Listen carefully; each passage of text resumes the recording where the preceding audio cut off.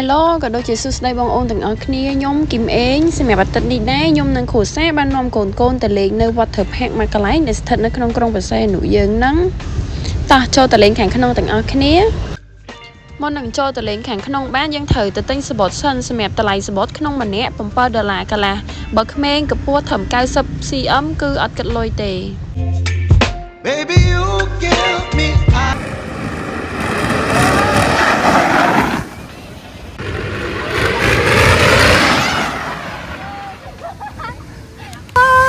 cho này mà mấy cái này nè tôi xin nè cho đúng rồi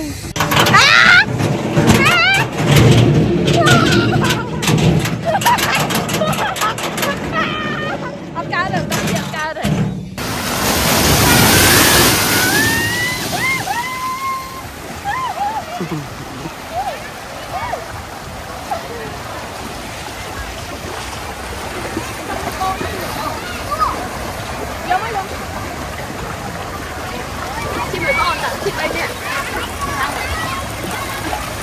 rồi tông lan à thum thum luôn cái bãi vậy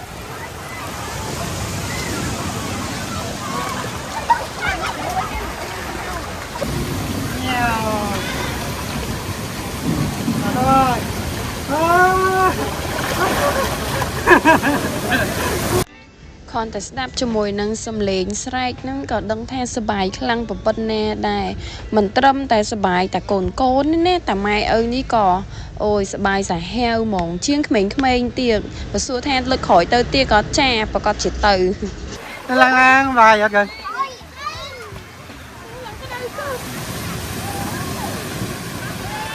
Let's be goodbye man Oh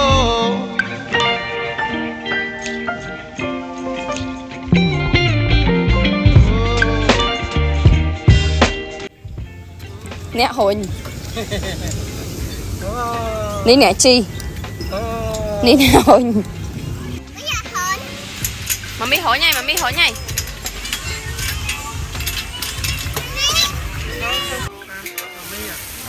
nè camera man nó nè hot thôi nhở không nó nè chứ ô nè camera man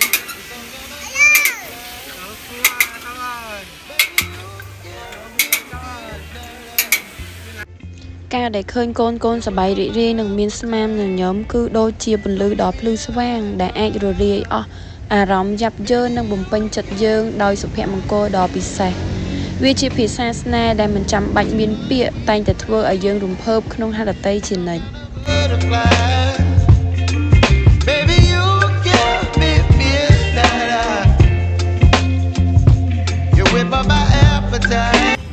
bạch ốc còn làm lưng cơ